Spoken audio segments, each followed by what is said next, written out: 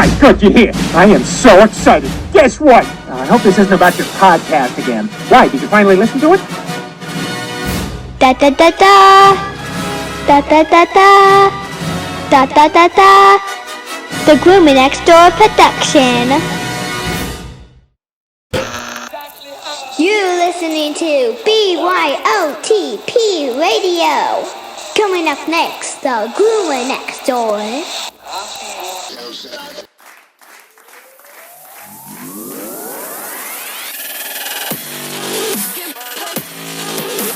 The Groomer Next Door podcast.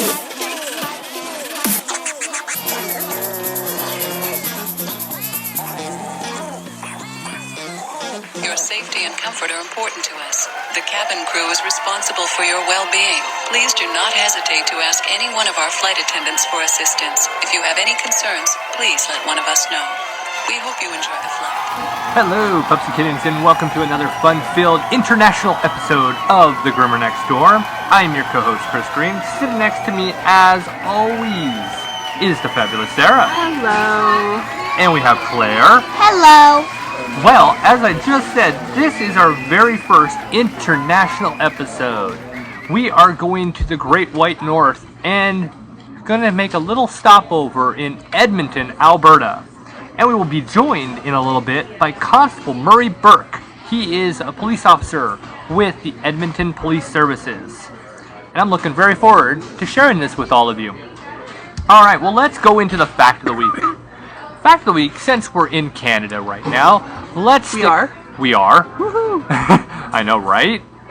Let's actually dive into a Canadian fact of the week.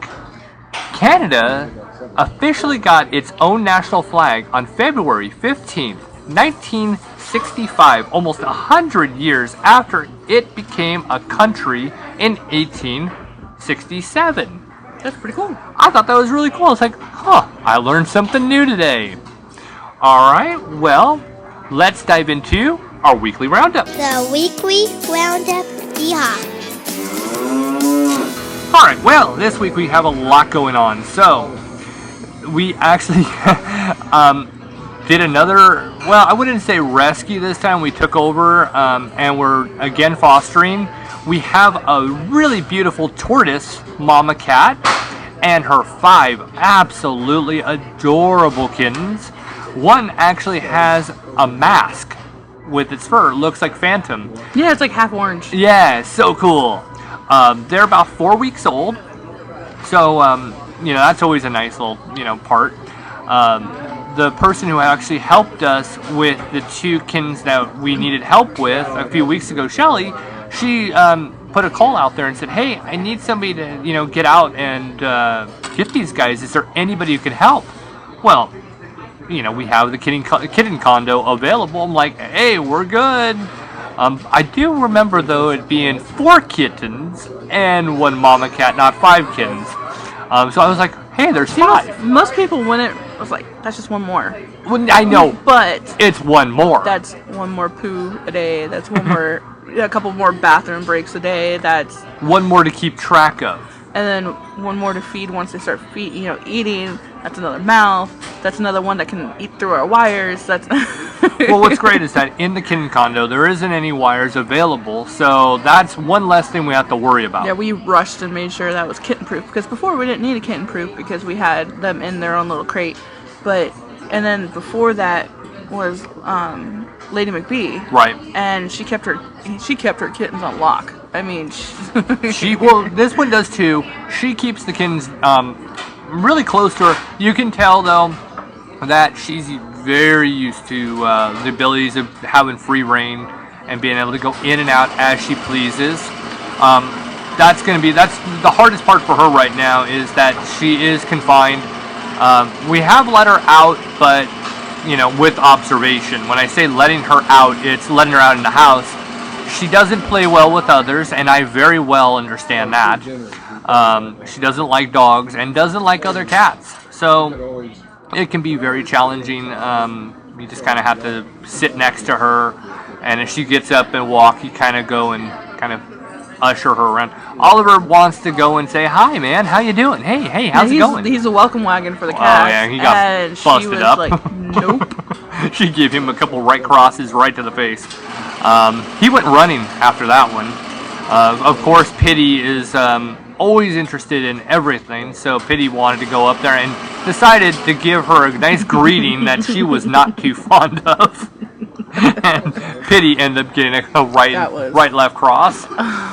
Nobody's hurt. No, nobody's hurt. But She doesn't use nails, but she does smack. Yeah, but it's just enough to startle everybody. Right. And our home is such a mellow home, so when one cat comes in to try to rule the roost, it's pretty easy to do so, and everybody scatters. Right. And it's funny. Well, Mama Kitty's the king, yeah? Mama Kitty is kind of the king, but what is funny about it is they, like, for example, when you had Lady McBee, she was very alpha, and she had to realize that, oh, we don't have alpha here. Yeah. Now, Mama Kitty, as Claire had alluded, Mama Kitty is very much the alpha of everything. She's been there since day one. She's with the house. Mama. She actually came with the house. She's the mama. And it is her house, and everybody knows that. Yep. And if they don't, they will soon. And they will soon. So that's kind of been the fun part. Now I know Shelly's looking for a rescue, so this won't be a forever thing, thank goodness. But definitely, it's nice to have connections in the cat community and the animal community to lean on each other. Mm-hmm. That's why I said way back, a lot of rescuers don't know when to call for help and don't know when to ask for any kind of assistance. That's the biggest mistake. So. Right. And one of the kittens, actually, it looks like it's got a broken tail. Mm-hmm. It's completely kinked backwards to where it's laying on its back. Yeah. 2 of them look like they have eye infections. Yeah. So we are going to try to get this handled immediately. Yeah. It's a real swift kind of move. A little bit of a quick update. The black and white kitten that we originally rescued and had to get over to Shelly, she's named the cat Daisy. And because it was such a touch and go and difficult situation, Shelly said, "You know what? I'm keeping this one." And I wonder if she's really going to keep it. I think she's just going to, you know what? I don't know. Because we've done that. We're like, no, we're keeping this one. Yeah. And then we're like, we really need to find it a home. And I think she will. I actually think she will. When you rescue an animal or you take over a real sick animal, you have a tendency to really draw yourself to that one animal and say, I can't let this one go for what I went through.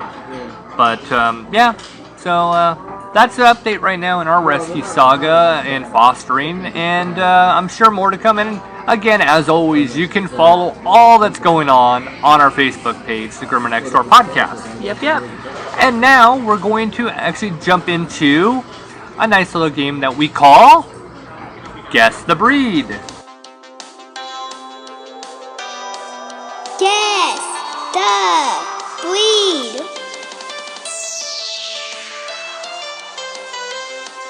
With your host, Chris Green. Alright, this is Guess the Breed. Now, for all of you who do not know this game, this is where I give a few attributes about a specific dog breed, and we see if the master of dog breeds over here, Sarah, can guess. I'm no master of dog breeds. You get a lot of these right. I get a lot of them wrong. And I enjoy that the most. So, contestant, are you ready? No. Okay.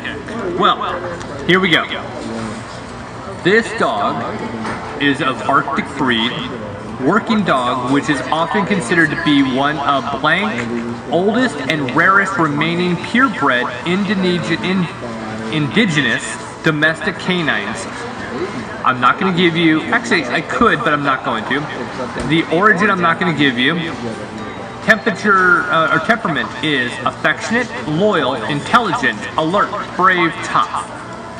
It is, the height for a male is 23 to 28 inches, and for all of us in Canada, that would be 58 to 70 centimeters. The female is 20 to 24 inches, 50 to 60 centimeters.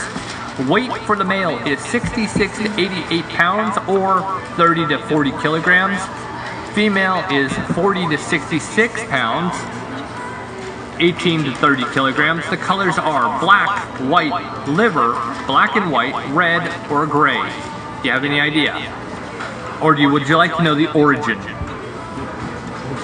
You want the origin? Please. Canada. We are in the Great White North right now. Of course, it's going to be a Canadian type of dog. Do we groom many of them? You know, I don't think we actually do.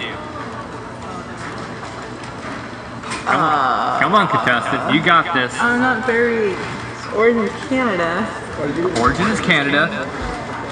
It's not like they put it in the name of it, which would have been, smart by the person who said this is that kind of breed. I don't know. You give up? Yes. It is a Canadian Eskimo dog. That's a thing? Yes, that's a thing. I didn't know that's a thing. Yeah. When was the? It is. Wow. Yeah, I will look up. When was it established, or when they start calling it an actual? Let me see. I'm gonna give you a little bit of facts on it. They call it a quibbit. I can't. I don't. No idea. But the Canadian Eskimo dog is an Arctic breed of working dog, which is often considered to be one of North America's oldest and rarest remaining purebred indigenous domestic canines. Other names I cannot pronounce that because I have no idea. Yeah, I'm not even gonna try. They were brought from Siberia to North America by the Thule people 1,000 years ago, along with the Greenland dog that is genetically identical. The breed is currently threatened with extinction, with a 2008 estimate of only 300 purebred dogs. Although once used as a preferred method of transportation, the Canadian Arctic by the 1960s traditional working dog teams became increasingly rare in the north. Interesting. Contributing factors to the breed's decline, including the increasing popularity of snowmobiles for transportation and the spread of infectious canine diseases. Controversy surrounds the intentional destruction of a debated number of sled dogs between 1950 and 1970 by the Royal Canadian Mounted Police, as well as recent efforts to increase the breed's population. And that, my friends, is this week's edition of Guess the Breed.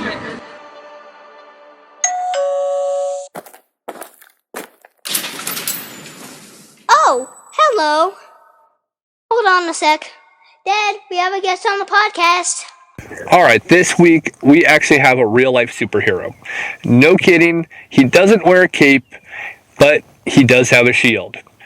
I am very glad to have our first international guest, the first time our podcast has made its way to Canada, and we are joined by Constable Murray Burke. Thank you so much for making time for us.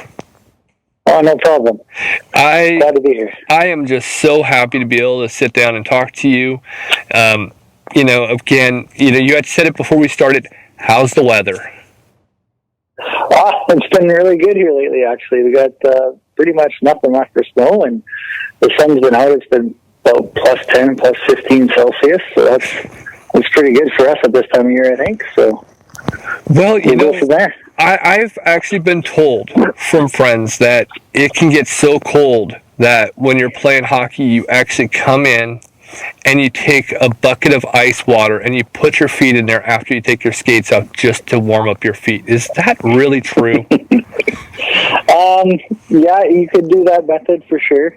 I prefer the heating method, I guess, as opposed to the ice bucket. But you don't want to start with too hot of water, I guess they say. So it makes things worse, I suppose. Oh my gosh, I couldn't imagine that. But then again, I'm the guy who grew up in Los Angeles, and freezing temperature is 60 degrees. So that's just me.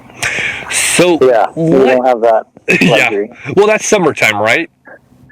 Yeah. Okay. So I love the origin stories of everybody's life, and the whole thing is let's start with your origin. How did you actually get started in law enforcement? I guess out of high school, I kind of always wanted to be involved in that emergency services area. I wasn't quite sure where exactly I would fit in. When I finished high school, I was a program at the college I went to.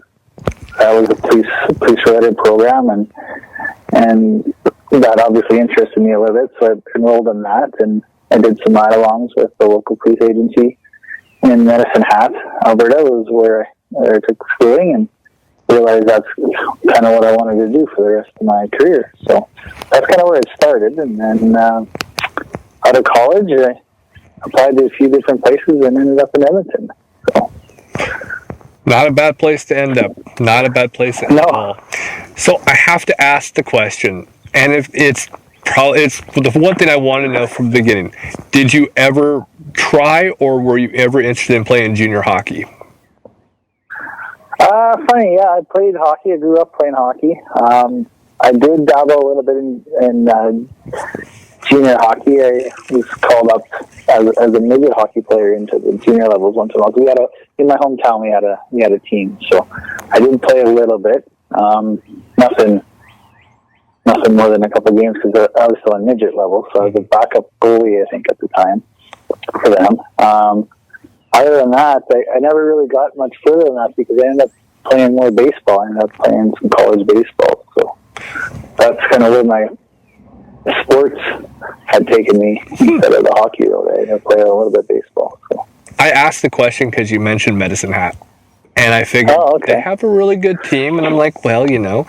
Another thing that's really interesting is a lot of these junior level hockey players who even play a little bit of professional, once their career is over, they tend to go into law enforcement. So I thought, you know what, I'm going to wonder about that from the very beginning. I'm sure you probably have a few people on your force that actually have played. Absolutely do, actually. You're right. It's kind of for whatever reason, it's a good combination.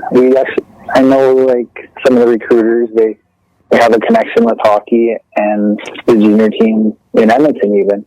And that's one of the avenues they do explore when they're recruiting. And I think it's that team mentality, it's the hardworking, dedication type stuff that they look for from the recruiter's angle to see in hockey players. So, and I think that's where it goes. That junior team is the Edmonton Oil Kings, if I'm not mistaken. Yeah, absolutely. Do they still play at the same arena with the Edmonton Oilers? Yeah, they play at the new arena now, Rogers Place. Nice for them. They got the new roller as well. Oh man, they got the upgrades. Yeah, for sure. It's probably one of the nicer WHL locker rooms and arenas in the league. That's for sure. Can't complain. No, not at all. Even the old arena, I would still play there. I thought they would actually stay in that building, but yeah.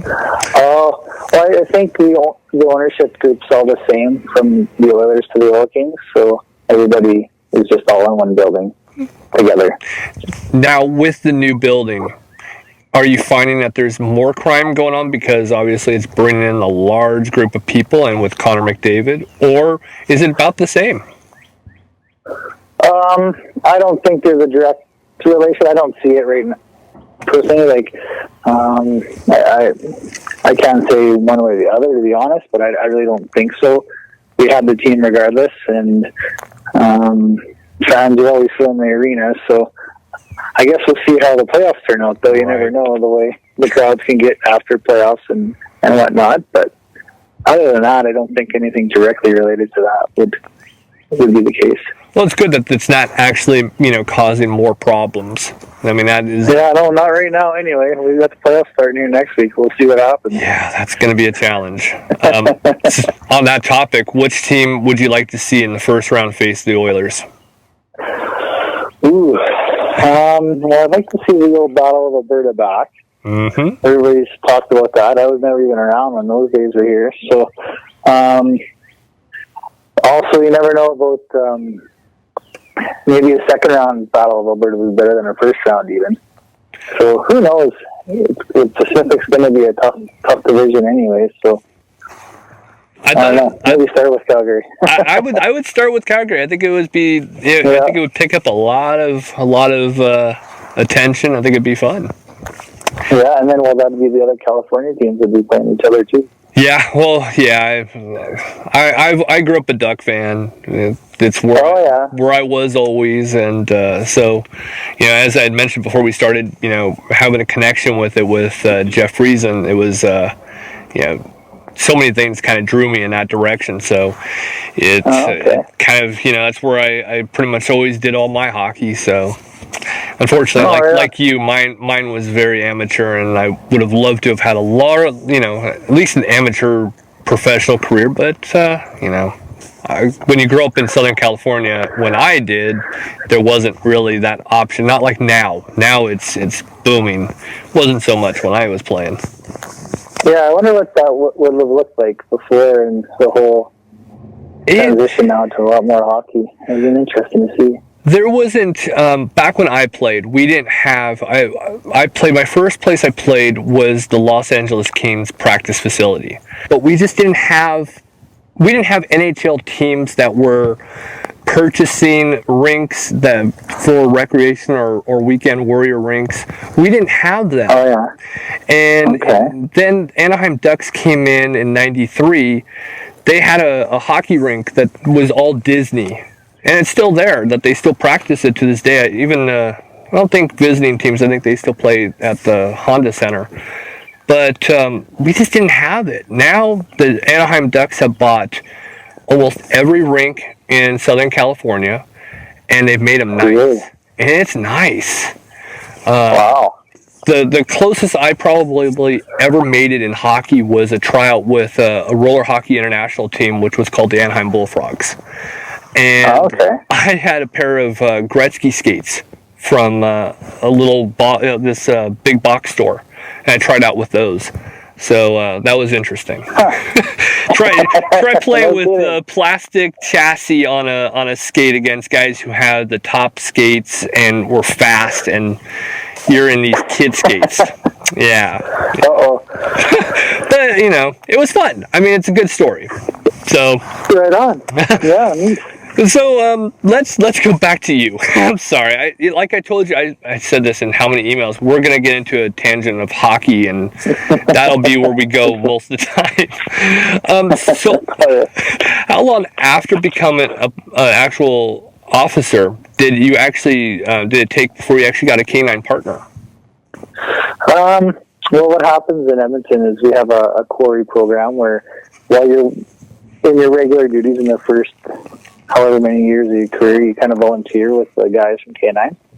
And that's helping out, being the bad guy, being a decoy, learning how to interact with the dogs. You're going to be training with them, taking bites, hiding under decks, and through, industrial areas and hiding for like the searches and stuff that we do, right? So I did that for about 5 years.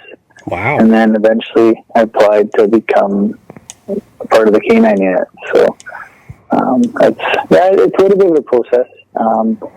You obviously need to have your policing skills up to a certain level before you can just become into a specialty unit as well. So kind of need to gain experience in a few different areas first before you just jump into the Canine Unit.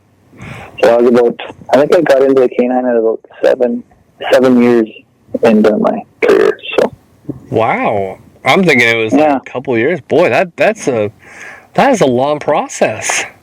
No, I think it's usually about 5 years is the earliest a member will probably get into. 5-6 years is probably the most junior will see.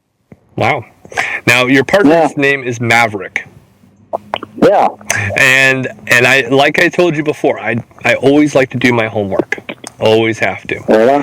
So I'm actually going to take this back, and once I say the year, you're going to know exactly what I'm going to say. The closest I had on the story was 2015. You and Maverick had a great display at the Canadian Police Canine Association trial. You both finished first in obedience, first in criminal apprehension, and then fourth in detection. Take us through that whole experience, because that is an amazing. Congratulations on that. Oh, thank you very much. You know what? I guess to start, it was a great time. I guess it's a way to see how your hard work pays off. Nav did great on some of the things that we competed in.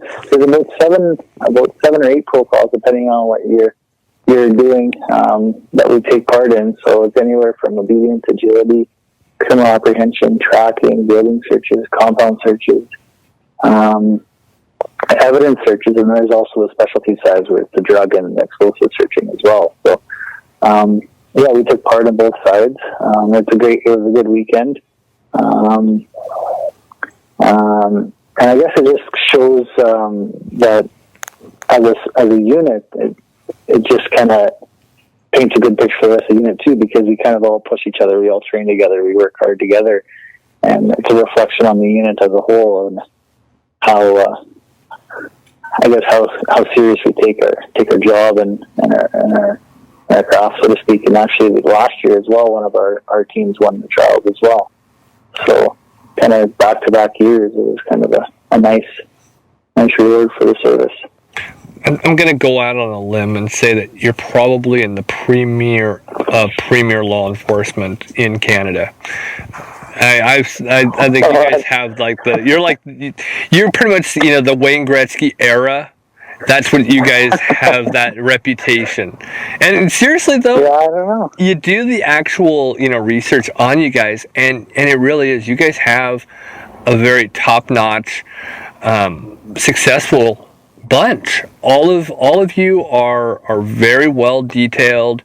Your dogs are amazing, and we're going to go into the whole trading card thing in a little bit, but you guys seem to be the first at this almost kind of new level that I've yet to see anywhere. And I think that's so cool. I don't know. I think it's... Yeah, I don't know, maybe. I think we just take a lot of pride in what we do and take it very seriously and are dedicated to our craft. Oh, and you are. You are. I mean, everything...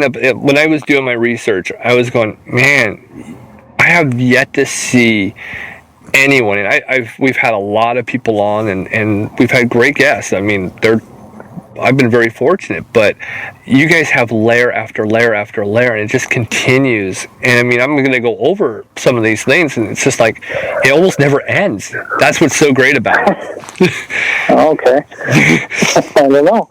I guess I don't see it. I'm just kind of maybe immersed in it. And you know what? Someone outsider looking in, you might have a better idea in a sense, because I'm kind of in the middle of it and not really seeing what you're seeing. So it's good. Yeah. Oh, and look, when you're in your position, you're just going about the day every day, but it's just like, wow. When I think of the word overachieving, I look at what you guys are doing. I'm going, yeah, that's overachieving. It's awesome.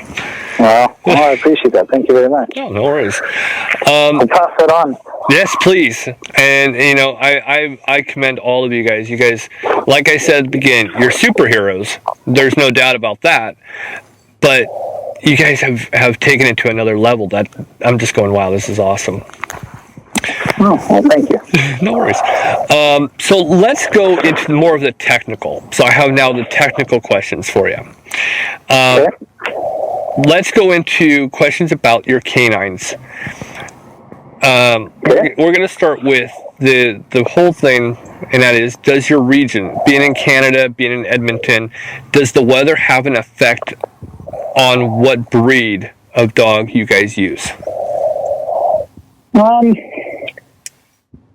Yes and no, I think.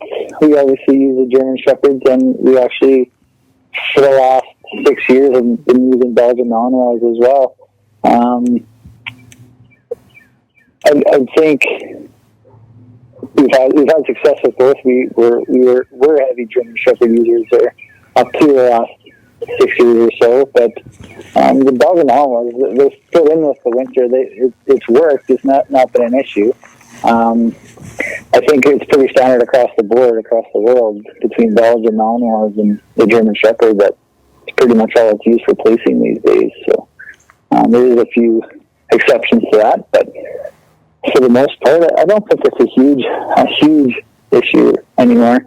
As maybe what they thought before, oh, we have to have a Shepherd because it's cold up here, it's long-haired, right? That type of thing. I don't think it's to that point anymore.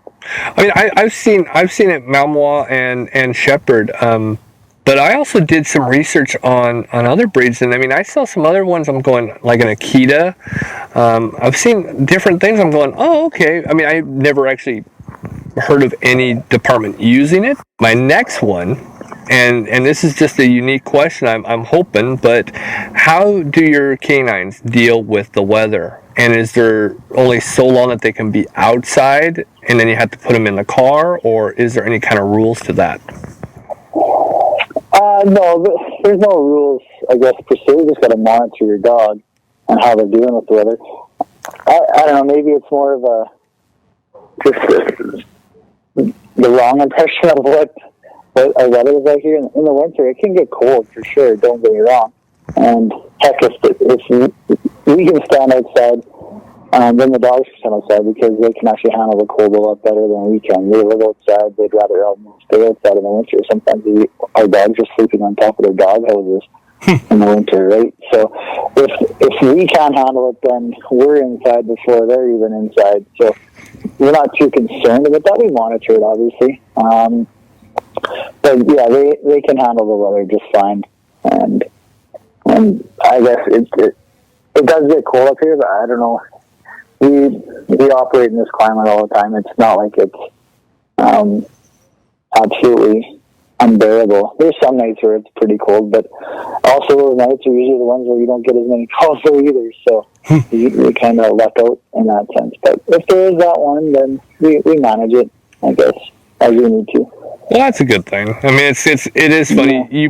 You're acclimated, obviously, to the weather, and I'm pretty sure they're acclimated. Yeah. I think that 5 minutes in the winter, I would probably become a Chris Sickle, but there's no doubt about that. But that's just because I'm not acclimated like you guys are.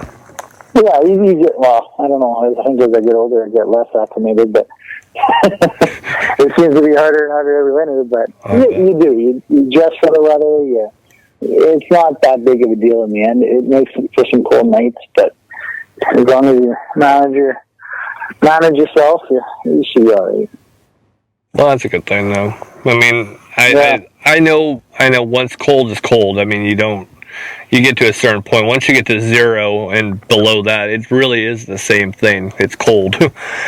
And you really feel it. Yeah, exactly. But you guys are like negative, like 20 degrees. I mean, I don't have my Celsius math down, but I mean, you guys get really cold. Oh yeah, like we can hit minus 30, and we'll get a week every winter at minus 40 kind of thing, right? But that's Again, I don't think a lot of stuff happens on those nights. So I kind of say this because the criminals aren't just out running around in the middle of the night when it's that cold because they can't handle it either. So I'm not going to do some criming tonight because it's just too cold. I guess so. Hopefully that's the case. Hopefully, right? So, again, staying on the technical, what rules, if you do your dogs have to follow before they can deploy a dog, before you can deploy a dog to do what's called a free air sniff or for a bite? Basically, our rule of thumb, first of all, is you need to have a criminal offense. There has to have been a crime committed. It's not for somebody that's, I don't know, a jaywalker, so to speak, right?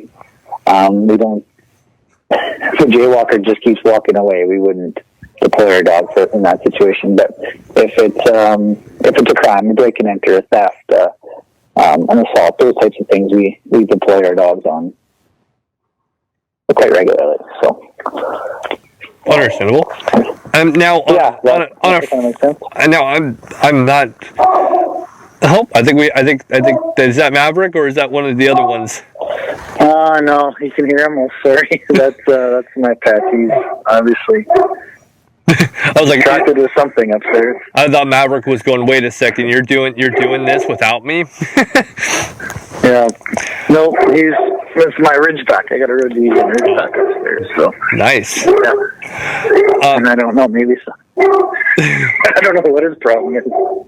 Well, you heard when I walked in the house, my dogs are just always happy. They just want to bark and say hi. Yeah. So it might be that. Now, do you train with real narcotics or do you use a pseudo drug instead? No, we have access to real narcotics, so that's what we train on all the time. We don't have any pseudo stuff. I've seen it. I was very fortunate. We did a episode early on, and we got to see a display, and that is just some amazing stuff to watch. The dog to actually find it. They're just, oh my gosh, it is amazing. Yeah, it's pretty neat watching it and seeing the dogs learn how to do that kind of thing. It is pretty neat. Now, do you when they're actually in? Because we saw with a shepherd as well. Do you actually give them a ball to chew on because they're so stimulated? They chew on a ball. With the one I was seeing, do you do the same thing, or is there something that just kind of helps stimulate them? You mean like when they find the hide? Yeah. Yeah. Most of the guys, that's what they do. Yeah.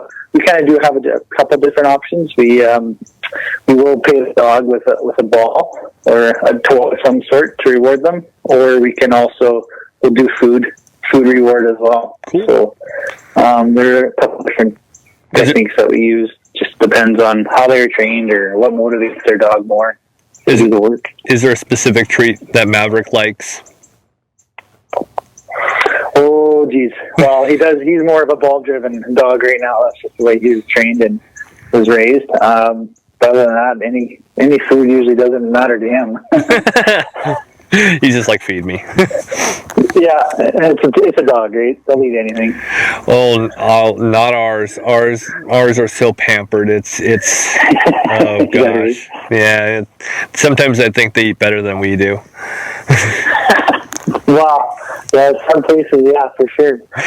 Now, as I told you, I really cannot believe the library of information and things that you guys have been involved in. And this, of course, brings it, to the next level. The donating blood situation. Your partner, Maverick, donated blood, 400 milliliters. Share that story with me, because I watched the video, and I just thought that was so cool. Oh, well, that was just something I stumbled on in the paper one day, the animal blood bank. So I thought it was an opportunity as a service, as a Canine Unit, we can give back to something and help maybe promote a program that would help dogs, I guess. So, I just was able to round up some help from the guys at work, and we kind of went in there, half dozen or so, and were able to get the dogs to donate some blood. I thought that was just so cool. Yeah, it was pretty neat. You sure finding all us? That internet must be pretty good. Well, I did a lot of Google as well, but it was just a lot of fun reading to do, and there's tons of videos, and you're in a lot of them. I mean, that's where I'm like, you've got a library of your own of just you and Maverick just doing a lot of good things. Again, superhero. It's been fun. Now, taking a different direction, I thought this was really strange and unique, and I was just completely, being the comic book nerd that I am, I was amazed by it. And I'm talking about Legacy of Heroes. That is so cool, and I was just like, wow, I've never heard of it until I start researching. Tell us more about this, because again, I just kind of stumbled upon it, and I was like, okay, I need to know more. Okay. Well, basically, I think what it was our media relations unit in the service had come up with the idea, and they just basically wanted to push this story through, and they've done a few different things. They've done a Canine Unit one. I think they did a forensics one, if I'm not mistaken. And maybe one or two other ones, I can't remember. But anyway, yeah, they just pushed this idea through and created the comic book. And I don't know, I think it went off well. And I'm sure it's a good thing for the kids to see and understand. I was entertained. I mean, I was just, it's not as accessible, unfortunately. And when I was looking online, you can only see pieces of it, of the comic book. And all right, next, let's go into the one thing that actually drew me in, that got my attention, the first immediate thing, and that was the canine trading cards. How did that start? Yeah. That's something we as a service has done for a little while as a unit, I guess.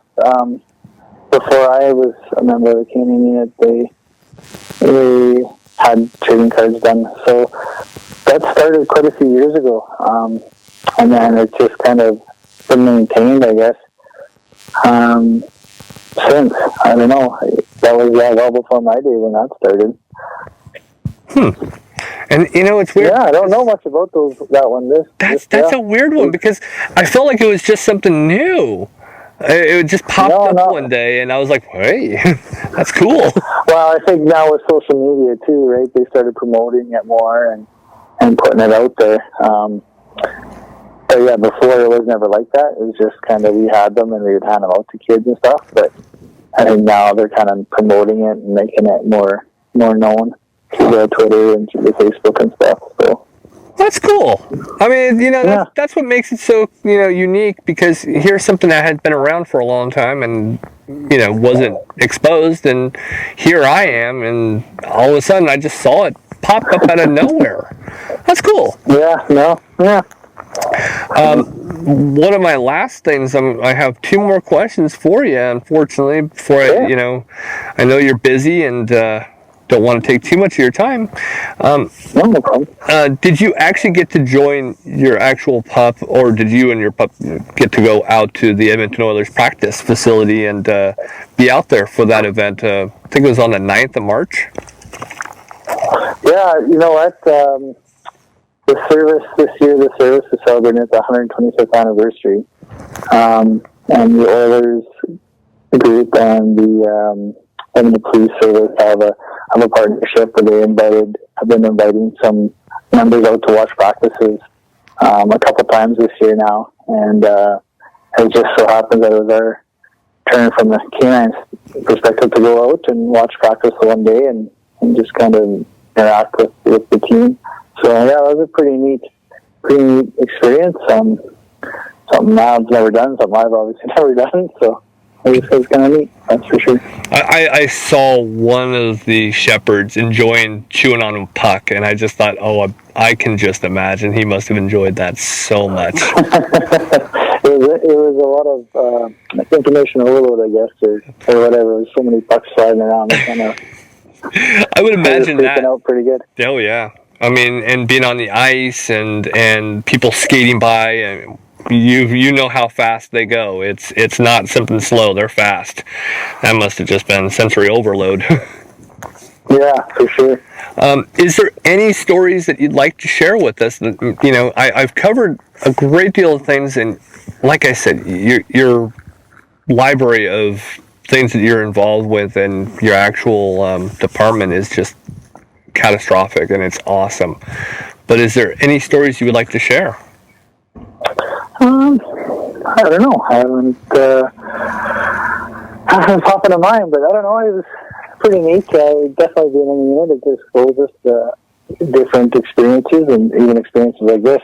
These things don't pop up, I guess, for everyone. So, when my supervisor asked me to do so, I thought it was interesting, and yeah, here we are, I guess. So, your response was golden, by the way. It was. Was it? I can't remember now. you had said, well, I don't know what I'm doing, and It's something new, and I'm totally in for it. And I thought that was it was the best. It was. Oh, there you go. Yeah, I was kind of caught off guard when the boss said, "Hey, can we contact you and go from there?" I said, "Okay, so here we go." Well, at least you didn't say, "What's a podcast?" That is a common thing that people ask. I know a little bit about that, I guess, but that's about as far as I go.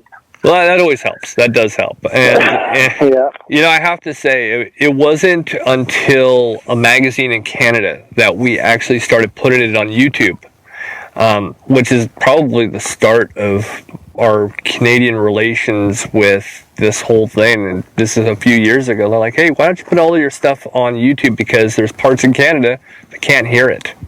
I didn't know that. Oh, okay. So I was like, sure. Yeah, I don't know how that stuff works, whether you have to subscribe or with YouTube. Obviously, you can get to it. So actually, you can pick them up. Most people just pick up episode after episode. A lot of people don't even hit the subscribe. I think people are afraid with the idea of subscribe that they have to pay for something. So just usually pick and choose. Sure. It's like, no, that's the joy of podcasts. They're all free. That's good. Well, Constable, it has been an absolute pleasure. Stay safe out there, and thank you very much for doing this. Yeah, no problem. Thanks for the interest, and thanks for having me. It's pretty neat. Thank you. Dude, all that you do, I mean, you literally are a walking, talking, interesting story that I cannot. You and everybody else. It's not, I don't want to take away from anybody else. You guys are all, again, superheroes. I think we just do it because we love the job, and we just try to do some good. So that's why we do it. And it shows. Thank you again, Constable Murray Burke, for being on the podcast. I was absolutely pleased and honored to be able to speak with you. You are a rock star in your area. I mean, you fanboyed again. I did fanboy. I love having any kind of police officer on, whether it's local, anywhere in the U.S. or abroad. I enjoy it, and it was a lot of fun being able to talk to him. I don't normally give a behind-the-scenes kind of catch, or look into what it was like. But I have to thank him for his patience. During the interview, my device poo-pooed out on me the entire time. And now we have a new device. I had to replace the device, and he was so cool about it. And so, like I said, I don't normally, give behind-the-scenes Easter eggs of what goes on, but because every episode there's something. But man, that device just was not going to work with me at all. I think it was some way, somehow stopped at customs and was not allowed in. Yeah, it was time to get a new one anyways. And then, it had to happen right in the middle of the interview, because when else do we use it? I know, I never use it. But I thoroughly enjoyed it, learned a lot, and thankful he was on. Yeah, I was really glad. I mean, I couldn't believe, all the different things that him and his partner have been a part of. And I thought, he brushed it off like it's no big deal. Yeah, he was like, "Oh yeah, that's right." I was like, "Man, he didn't know how to take in such a compliment, because we are so appreciative to oh my gosh, any kind of law enforcement. We understand how hard it is out there and how they all get bad raps, and here we are trying to push challenges, the positive out there. Yeah, and we're thankful. Very much so. Unfortunately, since the last time we actually talked, we didn't get the Battle of Alberta like we were hoping. We were hoping in the first round of the playoffs, Calgary would be facing Edmonton, and that didn't happen. They're both facing a California team, so that's going to be a challenge. Sarah's like, who cares? I do. I think he does. I don't know. Last time I checked, this was a pet podcast. It is a pet podcast, but we have to have it wouldn't be so bad if hockey wasn't everything when we went home. I love me the hockey. I do. And it's funny. I love baseball, and that's one thing that was my first thing was, I wonder if he actually played. Because a lot of police officers, as you heard, a lot of police officers, played junior hockey or even semi-pro or professional hockey and end up going into being, officers. And I always think that that's such a unique thing. You find it more in Canada than you do, in the States. But I thought that was cool. So, and he likes baseball, which I thought that was cool too, because we're hopefully going to do a baseball game You today. just wanted to go grab a beer with them. So, okay, in my own defense, I love talking with everybody that's ever on the podcast. Right. And I would go get a beer with every one of them, even though I don't drink often. That's the funny part. I can't remember the last time I had a beer. That's even more sad. Yeah, I can't think of the last time. So having a beer would we're be like... awful alcoholics. Oh, gosh. Talk about quitters. But, here... It was just such a cool thing to be able to talk to him, and I think about the cold weather, and it was so funny. We actually get cold before the dogs do. Really got me. Yeah, I was like, I bet. And they're just sitting on top of their dog houses, like, what's up? Yeah, it's not that cold. What are you doing going inside, sissy? Right. So, I would originally think that there was a particular type of breed that can handle the cold a little bit better, that they might have chose for the task, and they're like, no. Yeah, they're German Shepherds. Yeah. And you know what drew me to all of this? What really caught my attention was originally just seeing a posting, and I don't even know how it came about. I saw this posting on Facebook that showed the trading cards with the dogs, and I thought, oh my gosh, nifty. That's the coolest thing I've ever seen. It is pretty cool. And then once, I started doing the research and heard about the comic book, and... It's like they need to give lessons to some of the other groups, like, hey, this is what you do to get people on your side. Yeah. And this is what you do to get support. Right. And that was just it. It was like, wow, you made law enforcement into something more community driven and appreciated. And I thought that was a real cool way of doing it. And you can't really, once you put in Edmonton Police Services into YouTube or even Google search it, just so much comes out. And so it's like, wow. I mean, when I was doing my research on Constable Murray Burke, I was like, wow, I mean, how much of this should I actually, write down and, keep going over and over, but it was really cool. So I really appreciate you being on the podcast and all that you do. Exactly. You said exact words I wanted to say. It's kind of hard to follow up when somebody says the exact same things I wanted to say. Oh, I'm sorry. I'll take them back. Let me take them back so you can say them. It's like, ditto. No. Ditto. Exactly. And it goes out to any law enforcement officer out there. We appreciate it. We appreciate the hard work and how long it takes to get your canine partner. It's not like, hey, what's up, guys? I want a canine partner. 5 years. He was doing things for 5 years before he actually got one. That was. And he said the soonest was 2 to 3 years. Even 2 to 3 years is a long time. Right. And he goes, you got to be a good cop before you can be a... I didn't even think about it. And one thing that I want to start doing is, this is now the second one we've done. Obviously, you remember way back in episode 16, we did our very first one. I want to make it a yearly thing. Right around the anniversary of when we did our first one, I want to actually have a police officer from anywhere in the country, or even, again, in Canada, depending on where I choose. I like to actually do it so we highlight. Maybe next year will be New York Police Department. Who knows? LAPD. Who knows? But I like to actually, follow up and do that. Their PR will let you. Yeah, right. It gets to be challenging. It really gets so challenging. So, well, do you have anything you want to add? No, everything was said pretty well in the interview itself. That's why I'm like, wow, you guys went over everything. There's nothing for us to talk about. And to think all the troubles we had by doing it. That's the funny part. Special thank you to all of the men and women that are part of the Edmonton Police Services for all that you do. Thank you guys. And even though I'm not in the country, I still can appreciate all of your hard work. And by that sound, Claire has turned on the applause sign. I'm Chris Green. Have a pet-tastic week. And I'm Sarah Green, making sure everybody realizes life is so short. Play with your pet. Bye-bye, everybody. Okay, gotta go in my bedtime. Wait, you forgot about me. And now I move with Claire. Hello, Claire. Game 2 of the soccer season has just ended. Tell us all about your game. Okay, the score was amazing. 4-2, and Maroon won our team. And Woot woot. Go ahead.